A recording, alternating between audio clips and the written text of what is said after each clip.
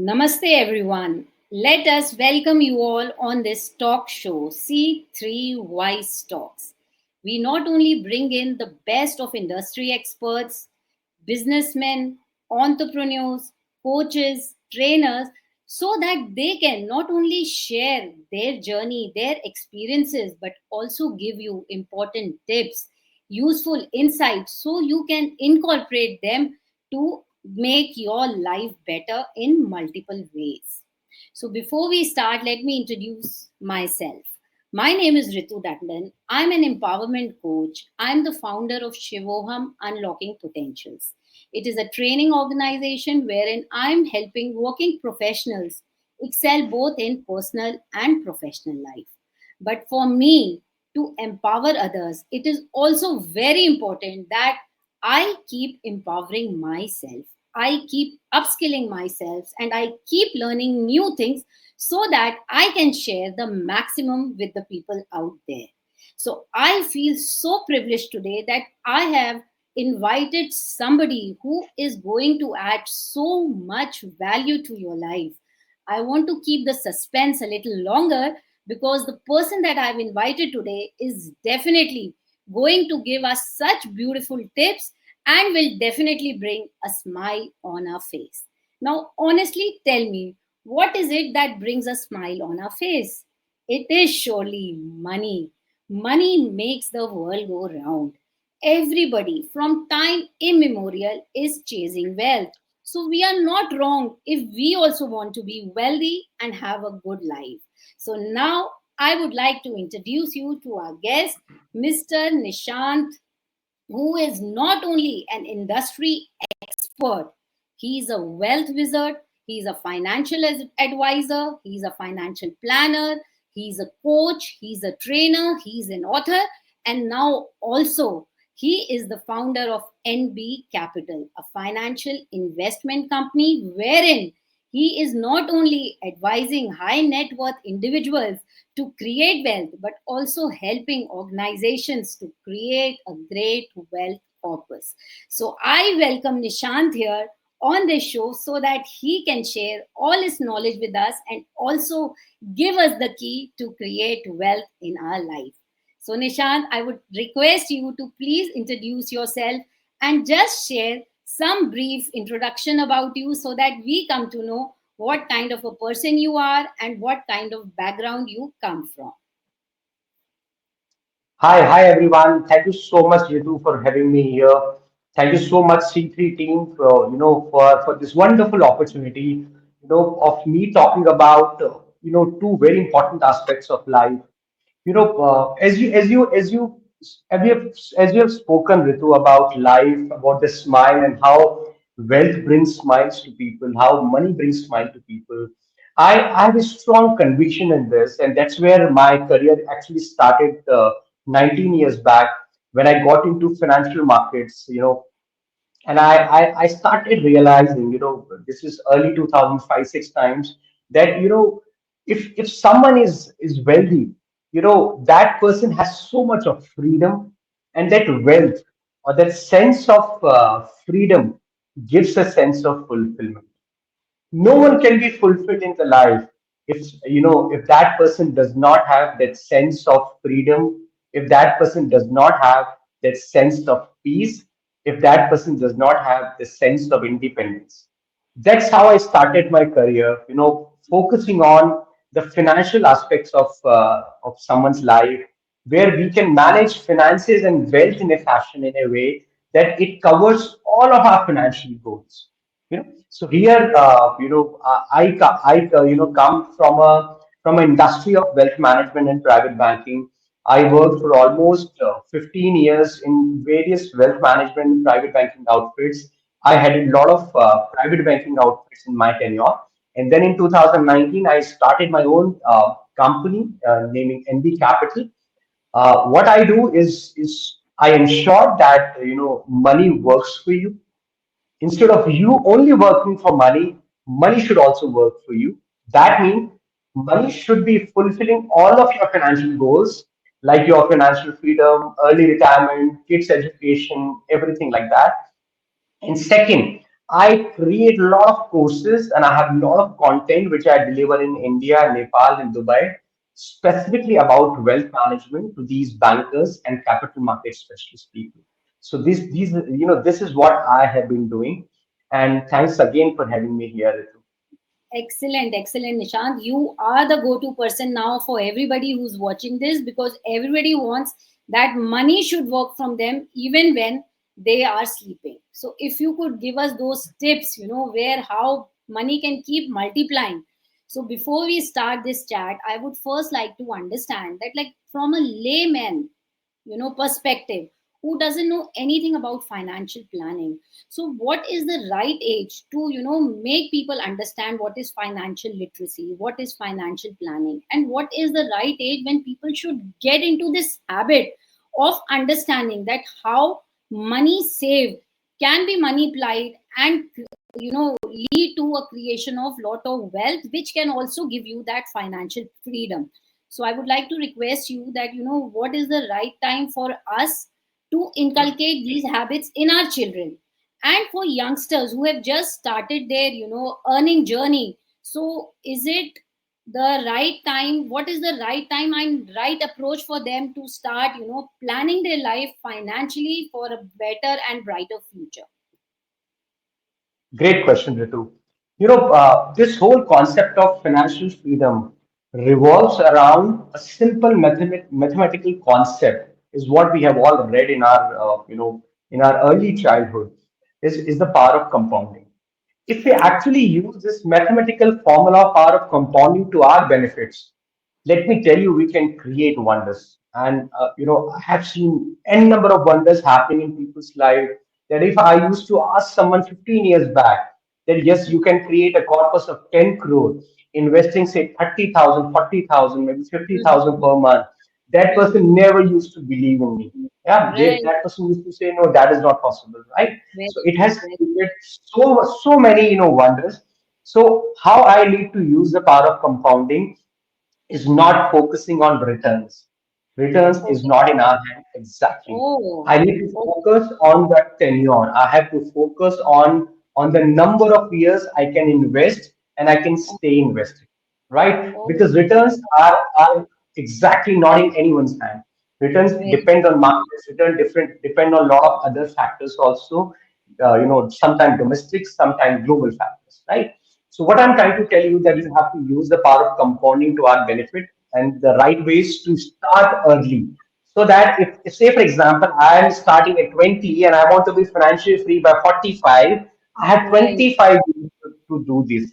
But if I am Right. starting at 30, it becomes difficult for me because if I am starting at 30 and I want to be financially free by 45, I don't have 25 years. I only have Very 15 years. So my right. compounding, goes down in a drastic way. So what I have to Mm, do is to start early. And you touched a very, very important point, and thank you so much, Ritu, for doing so.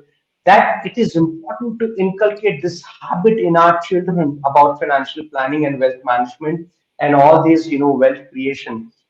My youngest son, who's just 5 years of age, he understands what is inflation. He understands that if he invests every day or every month, he can create wealth when he becomes 20, and he, wow.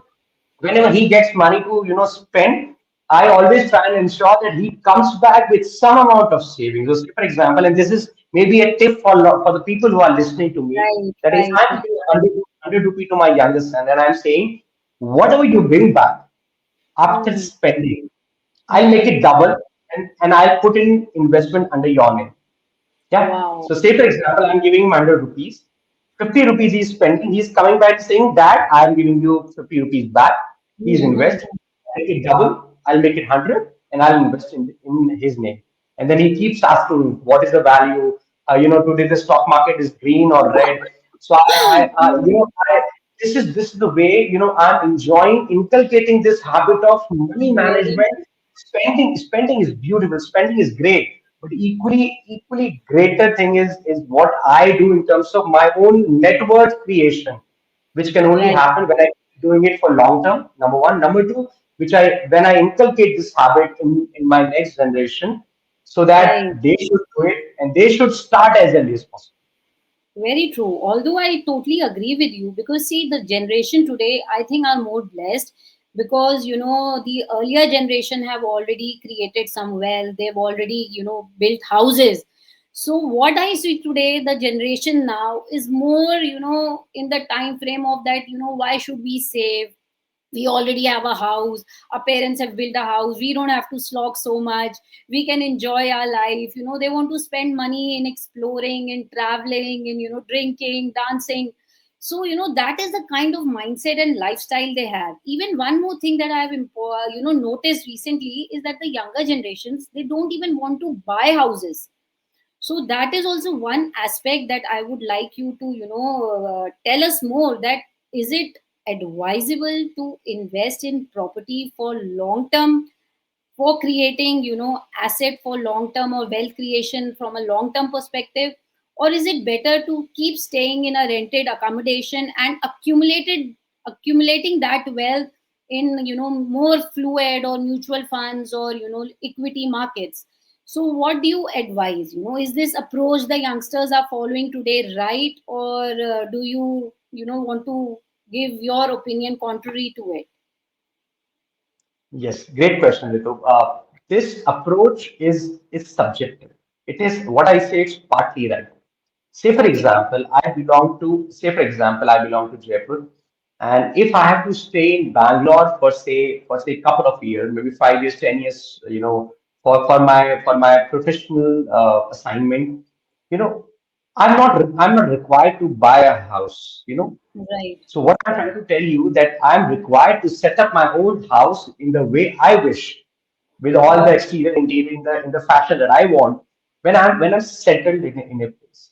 Because if a lot of people who have got jobs, I mean this is the larger problem with the people who have got jobs somewhere or else. These largely these jobs are not permanent in terms of the location. The Very, location keeps very. changing. The IT people right now in Bangalore, they may go, or, on the side, on site, they may change the company from Bangalore, they may move Hmm. to Chennai, and then managing that one, that real estate or that flat in Bangalore becomes difficult. You Okay. take any place, you take any city in India, the rental yield you will not find more than 3 to 4%. That means Okay. the total rent that I see divided by the cost or today's price of the real estate of that flat. Right. It Yeah. will not be more than 3 4%, which is lesser than inflation. And now the appreciation may not be too quick, too large in size. So Okay. it makes sense when you are settled in a place. Say for example, if that place is Bangalore, then it makes sense to buy a house, make the house the way you want to make, in Right. terms of interior and everything, and then it makes sense to manage it in that way. Right. Otherwise, if it is not permanent, it is better to keep your money fluid, keep yourself in rented place, and keep your money more invested into markets. And any day you want that money to set up a house, you can use that money. You can take loan also. You can do probably mix of both of them. Coming back to your Oh. second question, Hmm. investing into real estate is requires a lot of patience. You Hmm. can really make money in real estate when you can invest in 10 years plus kind of time duration. Right. What all wealth that has been created in real estate, you may not see that amount of percentage returns again, because that return was a function of a lot of things. That is a function of demand supply, function of Right. cash, black money being there. Now the things Right. have got like the things Very have true. got changed. Very true. But even if you take a good land at good place, stay invested for 10 years, you will definitely make good money. Perfect, perfect. I think you have really clarified a lot of doubts there, because it also depends on, what are your long term plans, where you are working. Is that the place where you want to finally settle down, or, you still want to, look around, move around different places and finally settle down at some other place? So, keeping all those factors in mind, and obviously, money in the pocket is always the king. So, if you create a good corpus, I think buying property at any age would be possible. So I think it's a good advice. Investing is important in what asset, it only depends on what priority you want in your life at that stage. That is fine. One more question that is coming to my mind is about the gold. See, for Indians, gold is not just an investment. It's also about, being emotionally attached. For women, it is a sense of power. It's a sense of, beauty. It's a sense of, being owner of something which is of lot of value. So, what do you suggest with the rising prices of gold? Is it still advisable to invest in gold, or for the time being, we should stay away from it and wait for it to come down a little? So, what would you, give your thoughts on that?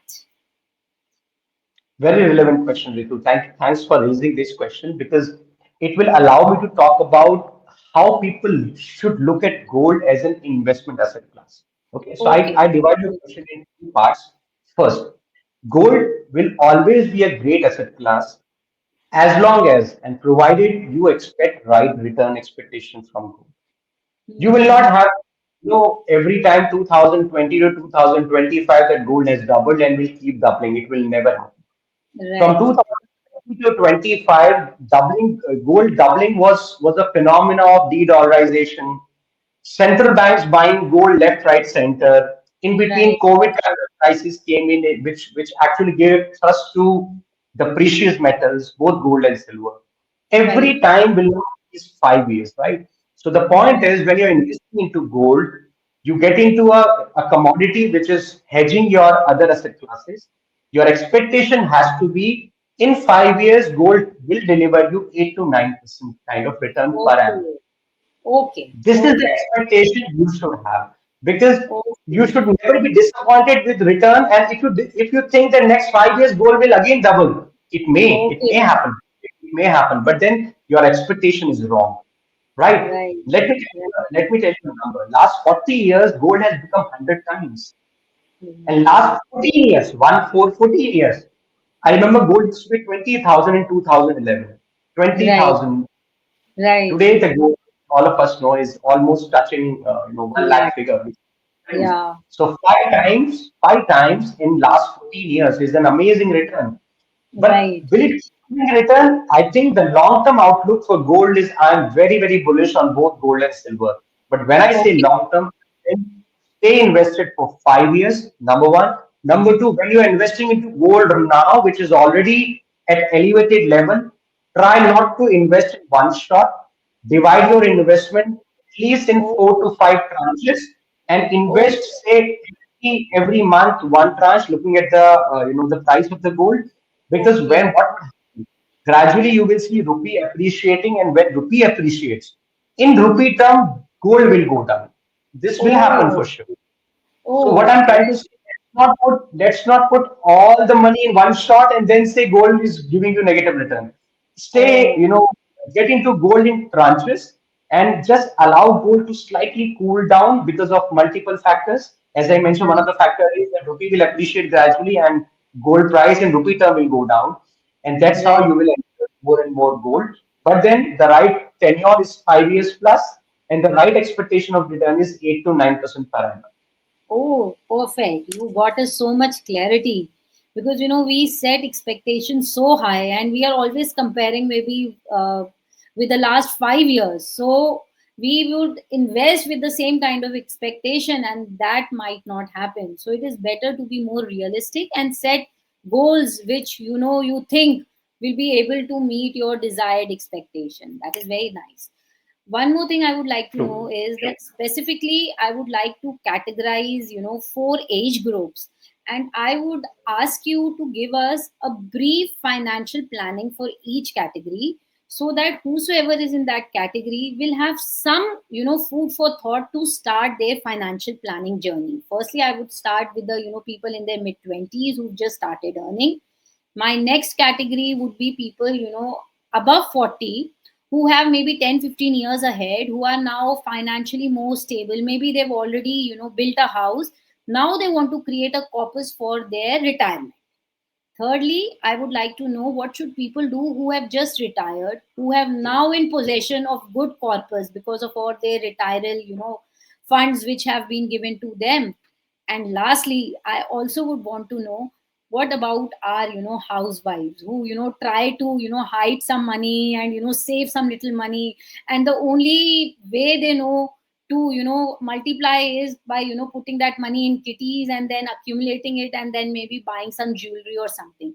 So is there some tip that you could give them so they could also, understand the, power of compounding rather than just, investing in one kind of asset, that is gold? They could also multiply their wealth by investing in multiple assets. So if you could just give them some basic tips, like a very, basic knowledge which can help them at least get started and enjoy the benefits of compounding. Yes, Nishant, over to you. Great. Okay, first, for the people who are in their early 20s, started working, only three steps you have to do. Number one, Okay. first take a life insurance, very important. Okay. You should have a health insurance also. Your Perfect. personal risk planning is your first priority, is the first step of wealth management. And your Okay. personal risk are your life and health. So you need to have a term plan for your life insurance. You need to have a health insurance policy for yourself Right. or for your family, maybe. Right. Then comes number three. You don't have to do anything much. You just have to start mutual fund SIPs and Oh. try to carry on these SIP, continue these SIP for next 20-25 years. So say for example, you're starting at 20, 22, or maybe 25.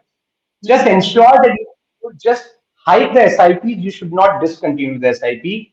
And let me tell you, if you do this for next 20-25 years, by the time you are crossing 45, I assure Hmm. you that you will have corpus which will make you financially free, provided you are not stopping, you are not discontinuing. In fact, you are hiking it with every your salary hike. Say, for example, Oh, if my salary hike is say 10%, I need to right. ensure that I have to increase my SIP amount every year. If you do Okay. that, technically you will be financially free by before 45 itself. Okay, that's Oh, that's for that's for all perfect. the young millennials and all. Now we come to the people who are sorted in terms of their 40s. I think it is Mm-hmm. important for them to first recalibrate themselves to understand where they're standing right now. We can't Right. generalize this that they have invested or they have not invested so far. Right. Even Right. if they have Right. not invested, say for example, if I am 40, I have not Hmm. invested into capital markets or financial assets. I only invest into say some real estate or FDs and all. What I have to Okay. start doing is now that let me take a goal of next 10 years, 40 to Right. 50 or 55. Now I'll start investing through mutual fund SIPs, through regular inflows, whatever I get from here and there, my bonuses, my Mhm. variables. I start investing into funds. I start investing into good stocks.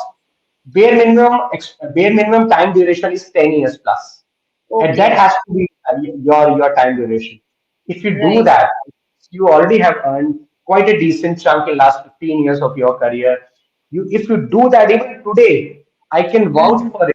It will require higher amount of money because you are not 25. You are not investing at 25. You are investing at 40. But then Right. you have money in last 15-20 years. You put in right now. The markets will do all the wonders in next 10-15 years. And rest Okay. assured, your financial freedom, your kids' education, everything will be planned by the time you touch 55. And I can Okay. tell you, I've done it to so many people, so many of my clients in the last 20 years. So this will happen. But obviously, for you, 45 years becomes a distant dream. Hmm. 45 years is possible. In fact, 40 years is also possible for someone to be financially free or having corpus which can manage all of his expenses and goals when someone is starting at 20. If Right. someone is starting at 40, he Hmm. needs to travel at least for 15 years to become financially free. So 55 Right. is the thing. Someone, coming back to your third point, if someone is retired, what he is Hmm. required to check is that where the money is lying right now.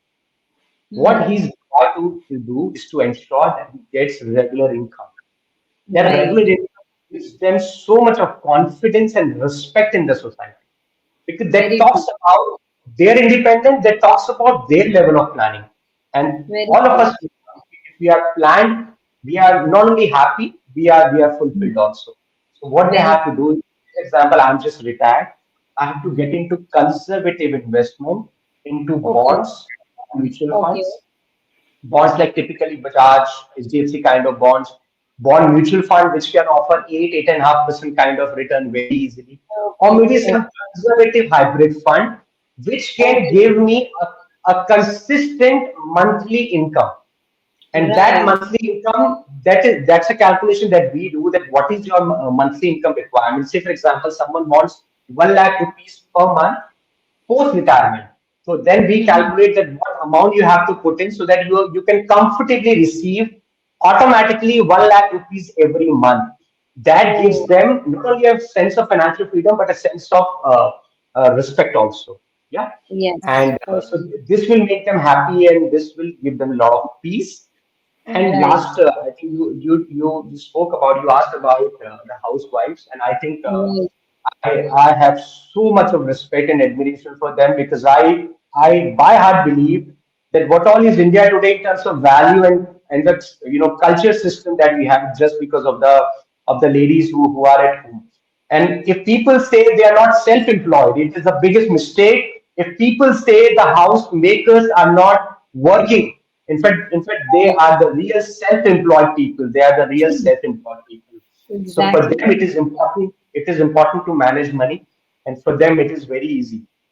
You ensure that whatever money you are saving with XYZ activity, or you receive it from whichever source, you Mm-hmm. invest at least once 1% of that money regularly into mutual funds.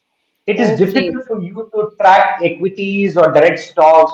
Get into Mm-hmm. mutual funds which are into equities, which what we call equity mutual fund. Get into a gold mutual fund, and carry on that 5,000, 10,000 rupees per month investment, or whatever amount you want to choose. Whatever. Very true. Carry it on, and you will see that next 10, 15 years, you will create so much of capital, so much of wealth, that you yourself will be, feel so amazed that you yourself is financially free.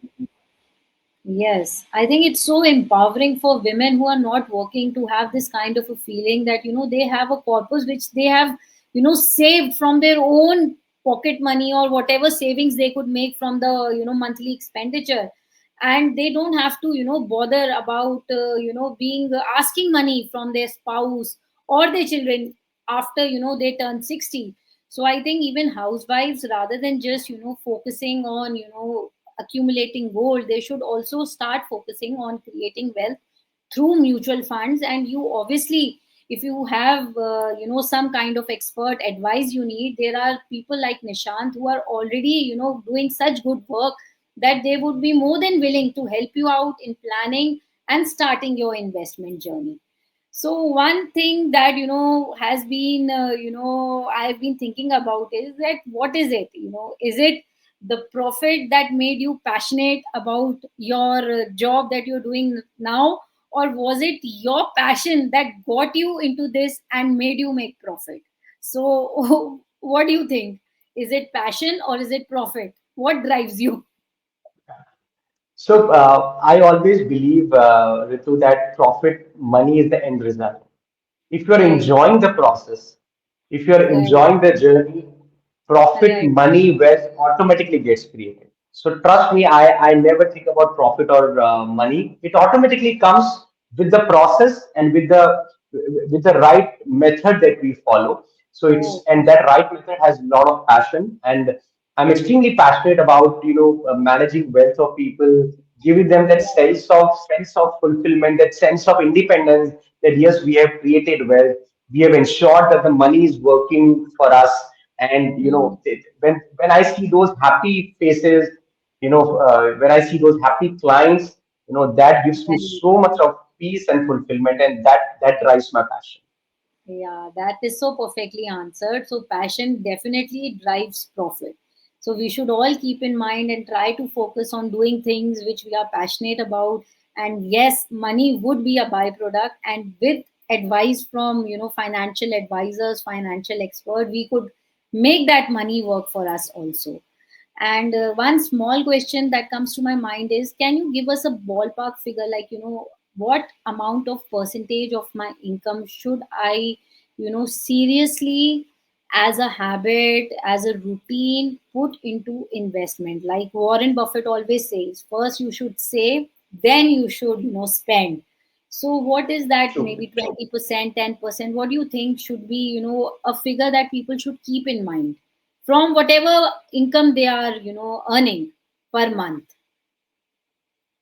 Ritu, you are asking this wonderful question from a wrong person. You know why? Because I'm a firm believer of what Warren Buffett has said.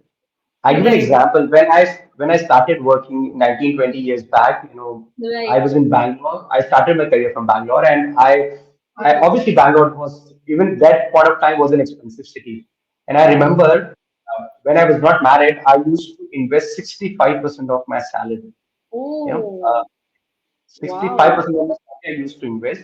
When I got married, this 65% got reduced to around 50% of the salary, Okay, right? not And bad. Right. I don't remember that I compromised on any of my travel plans, any of my shopping, especially for my wife, for my kids. I never compromised. Okay. This is Okay. all about how you plan, how you plan. So So it's more of a mindset, right? it's more of a mindset. It's more of a Right. mindset. And I tell you, the people who have become financially free in 15, 20 years are the people who have stayed invested for long, number one. Number two, who have analyzed that yes, we have to put in larger amount of corpus to work for us. We have to Mm-hmm. employ the large amount of money that we can probably do our best in terms of putting more and more percentage of the money of our salary of Mm-hmm. our business income from Mm-hmm. in monthly sense. So what I would encourage people, at Mm. least 30 to 50% of your monthly income should be invested. Let me tell you, if you fall in this range of 30 to 50%, you are going to be Mm-hmm. sorted. Absolutely, you are going to be sorted. Wow. Wow.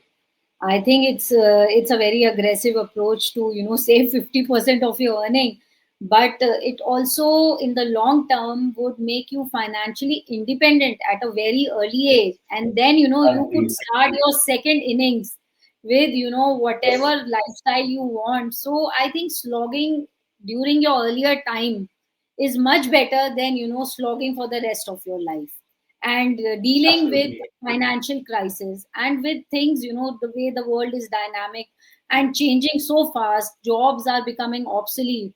So financial independence is the only savior.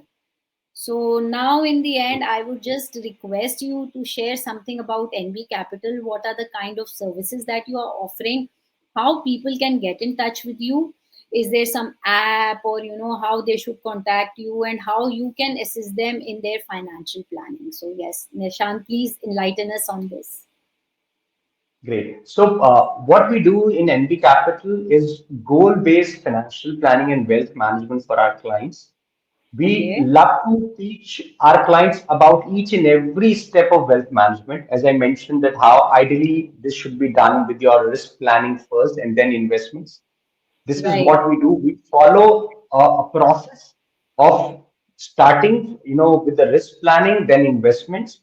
Investment Mm-hmm. requires a lot of your risk profiling. Investment Mm-hmm. requires understanding you as a client, that what is the client's objective, how long term are the objectives, or the objectives are short term. And then Mm-hmm. we derive at the final solution, that where all the money should be invested.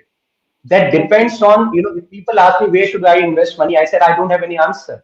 For that, you have to Mm-hmm. tell me your objectives, your goals, your risk taste, you know, Mm-hmm. your horizon, your perspectives, and all. That's what we do at NB Capital.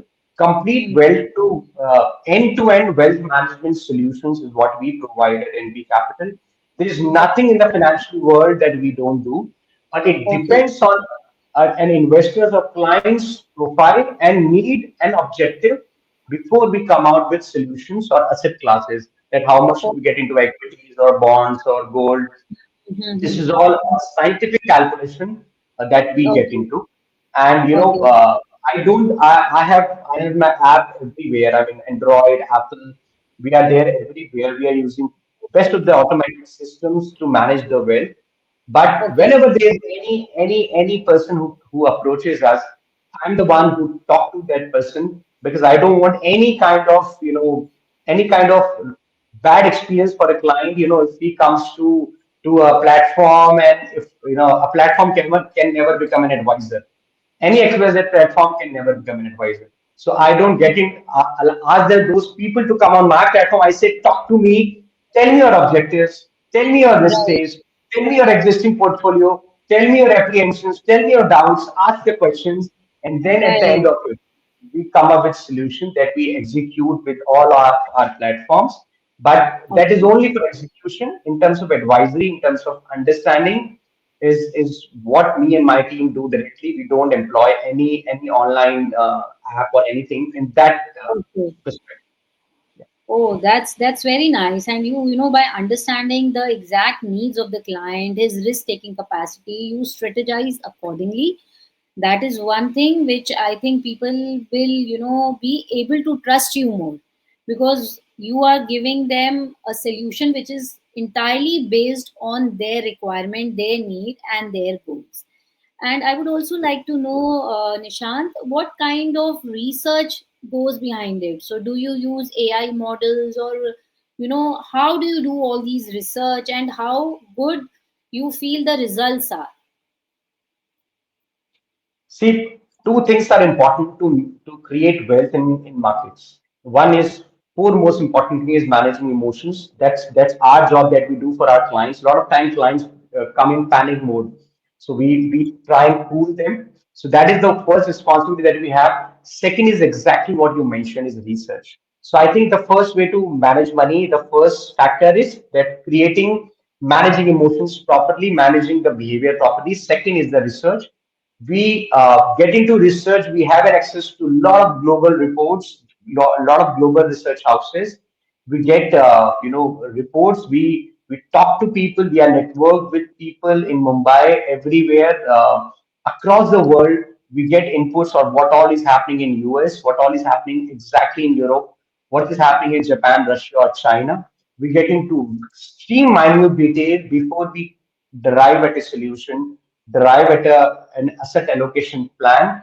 We look at India in a different way, how the India story is picking up, and this is how we do research. I use an AI tool which helps me on valuation piece. A lot of time in valuation, I have to analyze last 30 years of data. That 30 years of data modeling becomes extremely easy for me when I use an AI model. So that AI model is time tested for last 30 years, and that actually increases our efficiency, that increases our quality of advisory, with that particular model. So this is how we get into a lot of research, Ritu. Oh, that was so wonderful, Nishant, for sharing all this, because now the reliability also becomes even more by knowing that, so much effort goes behind the scene. You don't just advise by, considering one or two factors, but rather it's a complete research oriented advice that you give, keeping in mind all the scenarios. So I think I would really look forward to, connecting with you offline, understanding and taking advice for you to plan my finances for future, so I could also live a financially independent life. So in the end, I would like to thank you for your valuable time and your valuable contribution, and I would also like to say that please keep doing this good work, and please educating more and more people about financial planning and financial literacy. And with this, I would just request you if you would like to add on something more which can add value to people who are listening. Thank you, Ritu, for having me here. Just last thing that I want to add to all the people is that please allow your money to work for yourself. You can't imagine the sense of happiness, peace, and fulfillment you will receive when you become financially free. Start the journey as early as possible.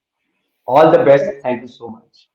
Thank you so much. Perfectly said. Start your journey at an early stage. Think of long term perspective. Wealth, once created, will only compound and multiply further. Invest smartly and create financial independence for yourself.